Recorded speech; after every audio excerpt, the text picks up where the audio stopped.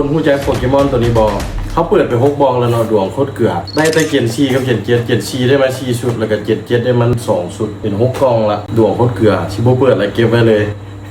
เบิดไป14ล้านแล้วยังบ่ได้หยัง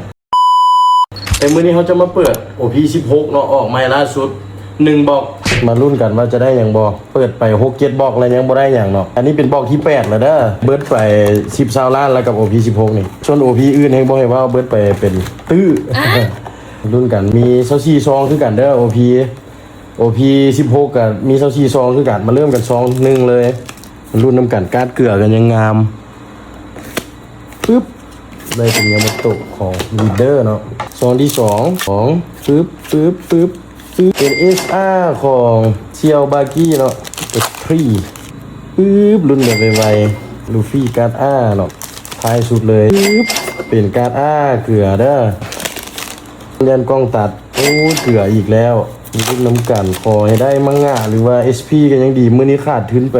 30กว่าล้านแล้วมื้อนี้เอาเงินไปทิ่มแล้วล่ะ 40,000 กว่าบาทเป็นการ์ด SR ของลูฟี่เนาะซองที่ปึ๊บหมดเนาะมัวไปแล้วให้ถามว่าเลยเกลืออีกแล้วเนาะ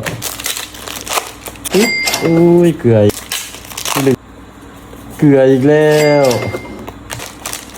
เกลือรสซองที่เท่าใดผ่านไป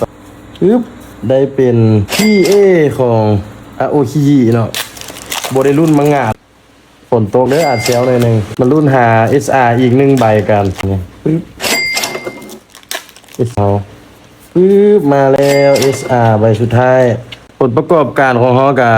PA 1ใบ SR 3เนาะประมาณนี้สำหรับ OP 16ฝนตกเดี๋ยวขอปิดกล้องก่อนเด้อ